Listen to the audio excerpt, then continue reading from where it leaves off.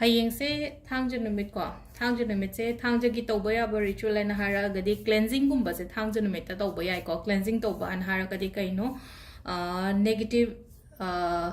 energies gumba yum dagi lauthokpa hari negativity gumba release tawhonba kholonba sugumba mayam se isha dagi oiro wakhan dagi oiro imung dagi oiro adumba mayam do ko hari cleansing se Saturday sina ko idagi phaba oiba sigi numit se ko akoina sitokpa chamthokpa ko sugumba mayam se ko ado quite first ko hari longa karpurga mai thabion haina ko long karpur mai thab se kai gino hai kan se da blockages gumba leiba se akoi gi life da block leiba hara gadi akoi gi thabak da block leiba ni khangde natraga hari pisang thagi block leiba ni khangde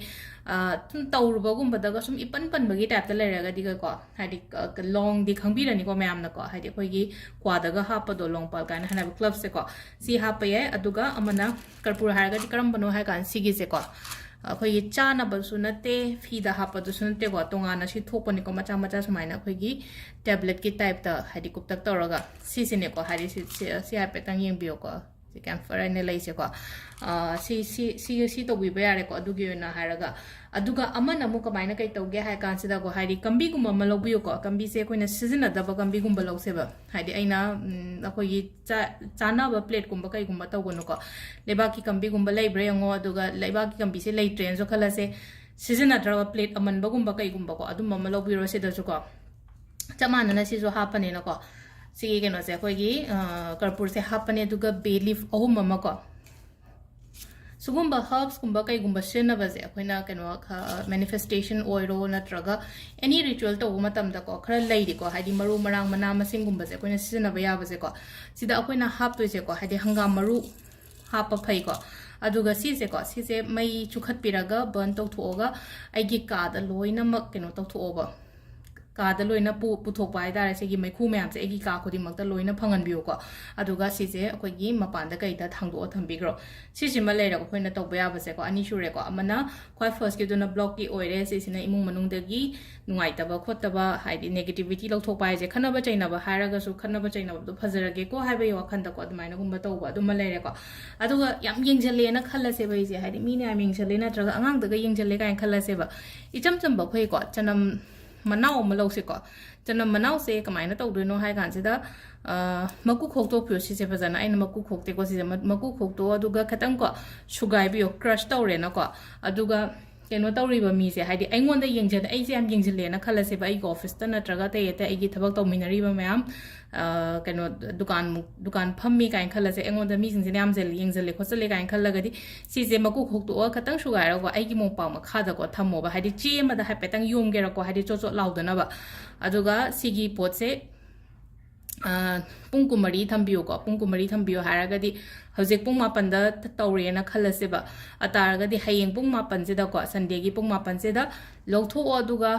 mapan da lang thoko ko mapan da lang thoko haraga di imung da gai da haji loira bani na dustbin da thadara ge kai na thada ga no ba ai gi yum gi mapan da haraga shumang da lang thokera kondong wang ma da lang thokera khatang lap na lang thokro ba gate ki wang ma da lang thopiro ko aduga nga sai gi akoi ge society gumba leiba haidi flat gumba da leiba ko po oira kana adum ai gi yum gi mapan da kai da mai taroga lang thopi ba ma yare ko sima leire ko aduga last ki oina ama gatang haidi si myam se pot myam se am ta leitre na khala se basum ataraga di ai gi nungai ta ba myam se ko black color gi pen ma na loi itho ba ai gi paper acho ma lo ko ne se di ma chaw in lo re ko nungai ta ba har ga stress ha ra sine ko engon da stress yam leire na khala se ba adagi concentrate to ba ngam dre kain khala se ba adi angang nge hai dar like to no concentrations adagi health issues kaina ga har sine ko engon da hoje lai ba problem sum lai engon da lai na khala se ba health issues adagi so ai na pam da ba pot me am se loina black color amana iro aduga haidi cut ko loina cut to ro haidi ai pam ai na ohening ba thaba am ta na te na sigi me am se mi gi maming phau ba I ba yai ko mi maming ha ra ga di ai ngon da yam na disturb to ba mi ai ngon da yet pa gum ba mi le ra ga di maming do iraga just cut it aduga si se Sisut ka koina burn to thu oswe ko adi burn to matam sida asom gi side ta thup kera na traga china thup na traga kaino tok shano matam sida wakhan sida khallo hadi chat kharsa no ko egi life ta gi na ko aduga sigi pot se